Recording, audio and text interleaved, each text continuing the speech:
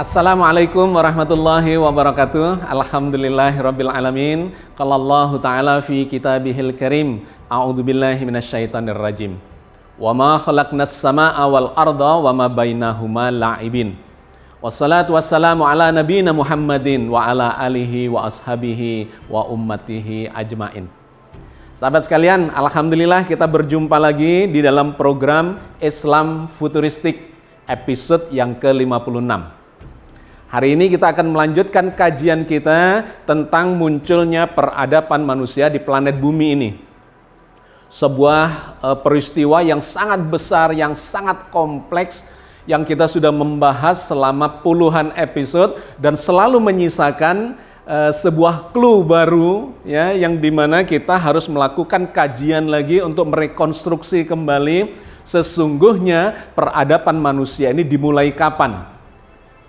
Banyak informasi, sumber-sumber informasi yang sudah kita gali dari dalam Al-Quran, dari sumber Al-Hadis, dari catatan sejarah, dari data-data fosil, dan dari perkembangan ilmu biomolekuler modern.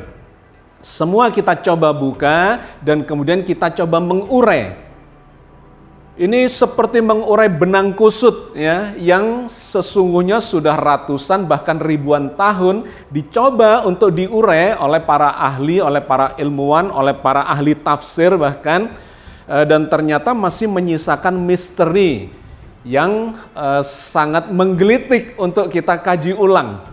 Karena ternyata ketika kita sandingkan semua sumber-sumber informasi itu, ada bagian-bagian yang tidak klop, ya, yang tidak matching. Sehingga kita ini harus membangun sebuah kesimpulan ulang, melakukan rekonstruksi ulang untuk menemukan puzzle-nya itu seperti apa sesungguhnya. Nah, sahabat sekalian, kita sengaja melakukan ini karena kita berpikiran bahwa seharusnya berita dari dalam kitab suci itu tidak bertentangan dengan data-data ilmiah. Tentu saja, karena kalau sampai kitab suci itu bertentangan dengan data-data ilmiah, ya, dengan realitas, maka ini pasti ada yang salah. Karena Al-Quran, kitab suci itu sesungguhnya ingin menjelaskan, menginformasikan realitas. Jadi kalau ternyata antara kitab suci dan realitas itu tidak cocok, maka kita harus mencari benang merahnya. Bisa jadi tafsir kita terhadap Al-Quran yang salah, ya, kalau Al-Qurannya pasti tidak salah, tetapi tafsir kita terhadap Al-Quran yang salah, ataukah data-data realitas di sekitar kita itu yang masih belum benar dan masih terus melakukan klarifikasi atau melakukan pengujian-pengujian terhadap teori-teori yang ada, atau terhadap hadis. Kita bisa saja memahaminya salah atau hadisnya memang yang tidak valid, dan seterusnya. Ini yang sedang kita lakukan. Sangat menarik ketika kita melakukan rekonstruksi terhadap munculnya peradaban pertama di planet bumi ini.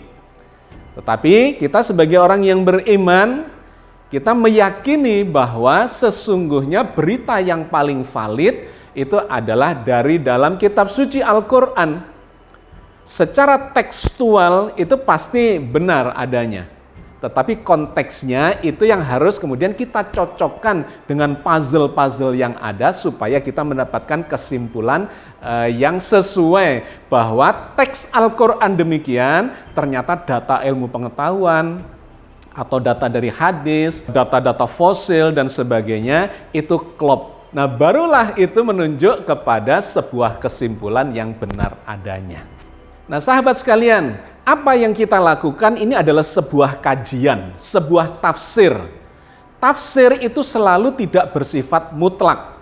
Bahkan tafsir bahasa misalnya, ya, yang berkembang dari zaman dulu dari para pendahulu kita, mereka melakukan tafsir terhadap bahasa atau berdasar riwayat, berdasar hadis, dan pendekatan-pendekatan untuk melakukan penafsiran itu juga tidak bersifat mutlak.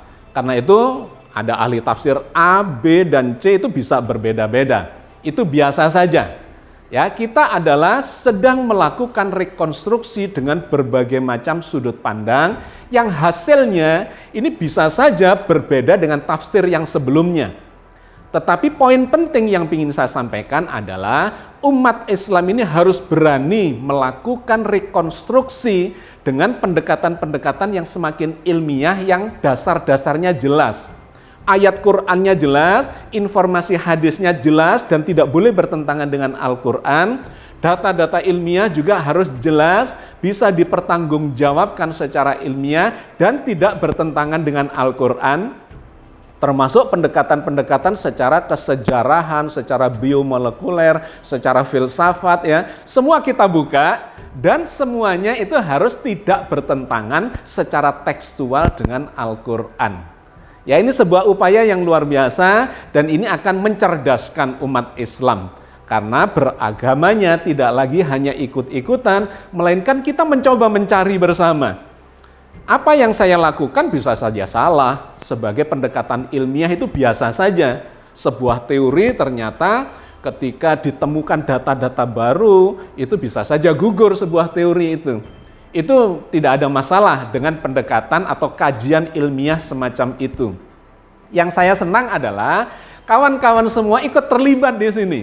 Ya, ikut mempertanyakan, ikut menggali, membuka Al-Qur'annya, ikut membuka data-data sejarah, membuka penemuan-penemuan terbaru dalam fosil dan kemudian biomolekuler dan seterusnya.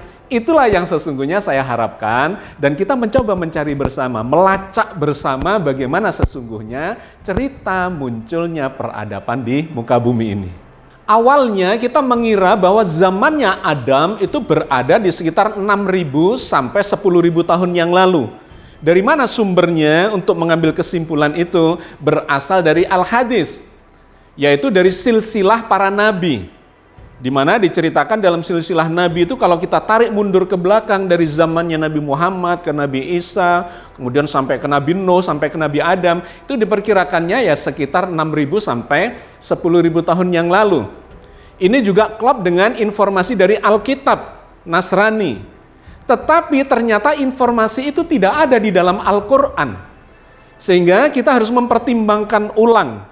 Jangan-jangan ini sebagaimana sejumlah hadis yang lain tidak nyumber dari dalam Al-Qur'an tapi nyumber dari kisah-kisah sebelumnya, di antaranya yang bersumber dari Alkitab. Maka saya mencoba melakukan cross check ya dengan informasi dari dalam Al-Qur'an dan data-data saintifik termasuk fosil dan kemudian pelacakan secara biomolekuler. Nah, kita sudah melakukan sebagiannya kajian itu bahwa kemungkinan besar eranya zamannya Adam itu bukan di 6.000 sampai 10.000 tahun yang lalu, melainkan jauh di atas itu, yaitu di sekitar 100.000 tahun yang lalu. Dasarnya dari mana? Kita sudah mengkaji, kita ambil patokannya dari dalam Al-Qur'an. Yang pertama, dikatakan oleh Al-Qur'an bahwa semua manusia modern ini adalah keturunan dari Adam, disebut Bani Adam. Sehingga kalau kita berkesimpulan bahwa Adam itu baru 6.000 atau sampai 10.000 tahun yang lalu, maka tidak mungkin bisa menurunkan seluruh manusia yang jumlahnya miliaran ada di planet bumi ini. Maka menjadi ada keturunannya di luar Adam. Kalau Adam itu hanya di 6.000 sampai 10.000 tahun yang lalu. Kita sudah melakukan pelacakannya secara jam molekuler ya, yang kita bahas di episode yang lalu, bahwa itu ketemunya secara biomolekuler ada di 100.000 tahun yang lalu. Nah, ini mengacu kepada clue dari dalam Al-Qur'an satu. Yang kedua, ternyata Al-Qur'an menginformasikan zamannya keluarga Adam yang diceritakan melalui Qabil dan Habil itu adalah zaman pemakaman yang pertama. Nah, itu kalau dilacak ke belakang juga bukan di 6.000 sampai 10.000 tahun yang lalu, melainkan ada di sekitar 100.000 tahun yang lalu. Jadi klop ya dua hal ini. Kemudian yang ketiga, keturunan Adam digambarkan oleh Al-Qur'an itu memiliki ras, bangsa-bangsa yang kulitnya bermacam-macam. Kita juga sudah membahas itu. Ada 5 macam ras yang berkulit hitam ya, ras negroid. Ada yang putih Kaukasoid, ada yang coklat kayak kita ini Malaya, ada yang merah ya Indian, ada yang kuning Mongoloid. Nah, hal itu secara ilmiah hanya bisa terjadi kalau lebih dari 6.000 atau 10.000 tahun yang lalu. Dan ketemunya memang lagi-lagi menuju kepada 100.000 tahun yang lalu. Semuanya ini simpulnya adalah ke Al-Quran. Jadi yang kita pertahankan itu adalah pemahaman yang bersumber dari Al-Quran. Selebihnya itu tentatif. Dari Al-Hadis harus sesuai dengan Al-Quran. Dari data fosil, catatan sejarah, biomolekuler, dan sebagainya harus sesuai dengan Al-Quran. Itulah yang kita pegang di dalam melakukan kajian ini. Oke ya, sahabat sekalian. Hari ini kita akan menambahkan lagi satu variabel analisa terkait dengan zamannya Adam itu kapan. Dan lagi-lagi menunjuk kepada kurang lebih 100.000 tahun yang lalu. Atau di sekitar itu. Apa variabel yang menarik yang bisa kita kaji? Yaitu variabel munculnya bahasa manusia di dalam peradaban manusia di planet bumi ini. Kapan itu munculnya bahasa? Itu menunjukkan adalah saat awal peradaban manusia modern ini. Dan itu lagi-lagi diceritakan oleh Al-Quran. Yaitu ketika Allah mengajarkan bahasa, nama-nama benda, nama-nama segala sesuatu kepada Adam.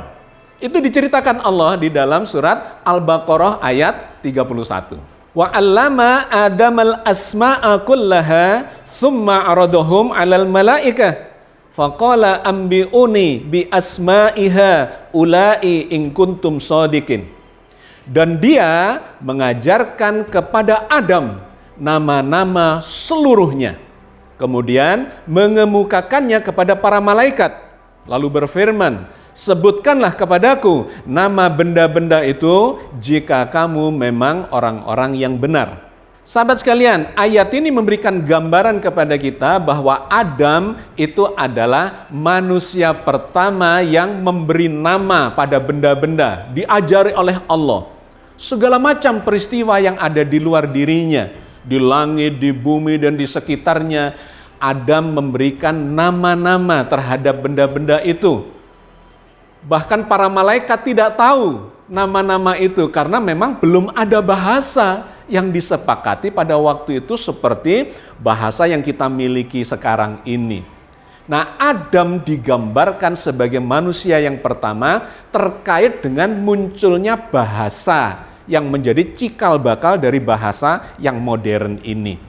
Sebelum itu tentu ada bahasa binatang ya, masing-masing setiap binatang memiliki bahasanya. Tetapi bahasa binatang berbeda dengan bahasa manusia. Misalnya nih contoh, ada binatang, katakanlah monyet, kita ajari bicara dengan bahasa manusia. Dia tidak akan pernah bisa berbahasa manusia meskipun diajari 1000 kali. Kenapa? Ini rupanya ada kaitannya dengan struktur otak. Dan kemudian kalau ditelusuri lebih lanjut, itu akan ada kaitannya dengan DNA-nya. Ada DNA yang bertanggung jawab terhadap bahasa itu. Sehingga sesungguhnya manusia yang bisa berbahasa dengan sangat kompleks ini, kalau ditelisik secara genetika, dia memiliki sesuatu yang berbeda dengan binatang.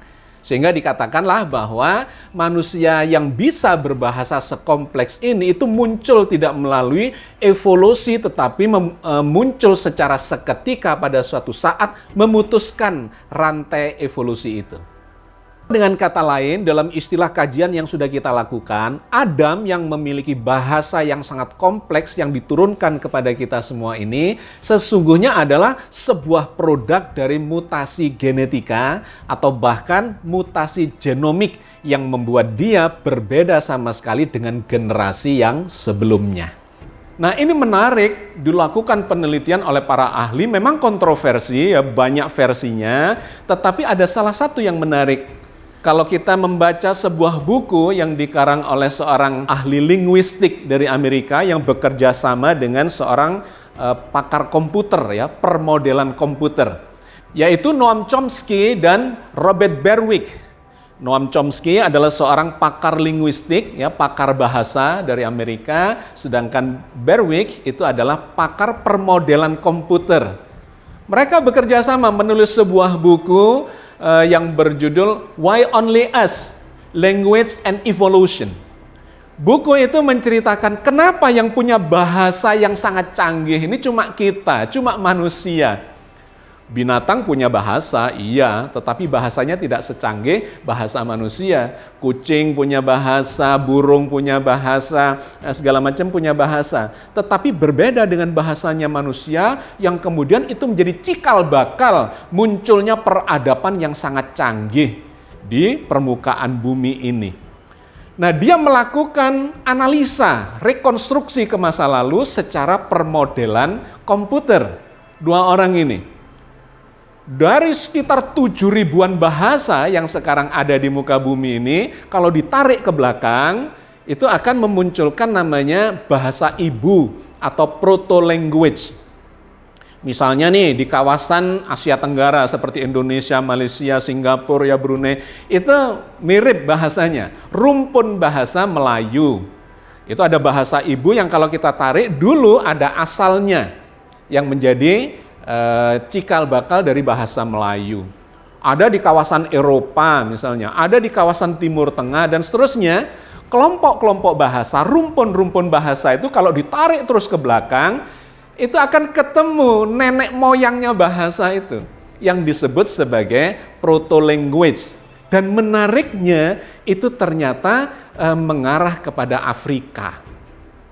Bahasa Afrika itu adalah proto-language, di mana dalam bahasa yang paling kuno itu dia memiliki kosakata yang sangat generik, ya, memiliki makna yang semakin luas. Semakin kemari semakin spesifik dan kemudian kosakatanya menjadi lebih khusus, tidak seluas di proto-language. Nah, dia melakukan permodelan itu, ditariklah ke masa lalu dan ketemulah proto-language-nya itu berada di benua Afrika itu. Dan ketika ditarik mundur itu kemudian diketahui juga kapan itu, ya, bahasa itu muncul, diperkirakan oleh dia sekitar 80.000 tahun sampai 100.000 tahun yang lalu. Jadi sahabat sekalian, ternyata pendekatan dari sisi yang berbeda, dari pendekatan bahasa ini juga menunjuk kepada eranya manusia pertama yang menurunkan peradaban modern ini berada di sekitar-sekitar itu juga. Di mana saat itu 100.000 tahun yang lalu terjadilah migrasi out of Africa. Kemudian simpulnya kita sudah bahas di episode yang lalu, ada di sekitar Mesopotamia itu. Ya, di antara 70.000, 80.000 tahun yang lalu berada di sana. Sehingga kita mendapatkan satu data lagi berdasar analisa ini untuk menguatkan bahwa sangat boleh jadi zamannya Adam itu ya memang di sekitar 100.000-an tahun yang lalu itu plus minus. Saat Homo sapiens yang semula itu juga sudah ada di Afrika itu, mereka keluar bermigrasi. Dan simpulnya itu berada di kawasan Timur Tengah, ya, di Asia Barat yang kita sudah bahas itu. Nah, maka ketika ada yang bertanya di dalam forum kita, jadi Pak Agus, Adam itu terlahir di Afrika ataukah terlahir di kawasan sekitar Mesopotamia itu? Maka kalau kita mencoba menyimpulkan dari kajian yang ada ini, kemungkinan besarnya adalah Adam itu terlahirnya di kawasan Afrika. Kemudian melakukan migrasi dan kemudian menetap di kawasan Mesopotamia. Kenapa begitu? Lagi-lagi kita mencoba mengambil clue-nya dari dalam Al-Quran. Bahwa Adam itu bukan diciptakan di dalam surga. Tidak ada ayatnya yang mengatakan Adam diciptakan di dalam surga. Nggak ada. Yang ada adalah setelah dewasa, Adam diperintahkan oleh Allah bersama pasangannya Hawa untuk mendiami surga. Mendiami jannah. Mendiami taman kebun-kebun yang indah, yang subur, di mana banyak makanan di sana. Wa qulna ya Adam muskun anta wa zaujukal jannata wa kula minha ragadan haitsu syi'tuma. Dan kami berfirman, hei Adam, diamilah oleh kamu dan istrimu surga ini, dan makanlah makanan-makanannya yang banyak, lagi baik di mana saja yang kamu suka. Sehingga kita mengambil kesimpulan dari sini bahwa sesungguhnya sebelum itu Adam itu berada di luar kawasan surga yang kita sudah membahas, itu adalah kawasan subur di sekitar Mesopotamia. Migrasi keluar dari Afrika bersama dengan bisa saja ada Homo sapiens yang lain atau Homo erectus yang lain, ada Homo neanderthal dan sebagainya. Tetapi itu tidak menjadi cikal bakal manusia modern. Hanya ada sepasang manusia yang masuk dalam klasifikasi Homo sapiens yang akhirnya menurunkan semua manusia modern yang jumlahnya miliaran ini. Selebihnya selain pasangan Adam ini mengalami kepunahan. Ya, itu dibuktikan oleh pelacakan secara biomolekuler DNA kita ternyata berasal hanya dari sepasang manusia, laki-laki dan perempuan. Artinya selain pasangan itu mereka semuanya punah. Kapan terjadinya? Di sekitar 100.000 tahun yang lalu. Dari mana penyebarannya? Ada dari sekitar Mesopotamia itu. Ya sahabat sekalian, ini menarik, hari ini kita telah menambahkan satu variabel lagi dari analisa kita, yaitu dari pendekatan bahasa yang lagi-lagi mengarahkan kesimpulan kita kepada zamannya Adam berada di sekitar 100.000 tahun yang lalu. Oke, sahabat sekalian, saya kira kita cukupkan kajian kita kali ini sampai di sini. Nanti kita akan terus melakukan eksplorasi berbagai sumber-sumber informasi untuk menemukan benang merahnya. Sesungguhnya menurut tafsir yang komprehensif, yang holistik, berdasarkan sumber-sumber otoritatif dari Al-Quran, Al-Hadis, sains, sejarah, data-data fosil, sesungguhnya Adam itu berada di mana dan eranya adalah era kapan.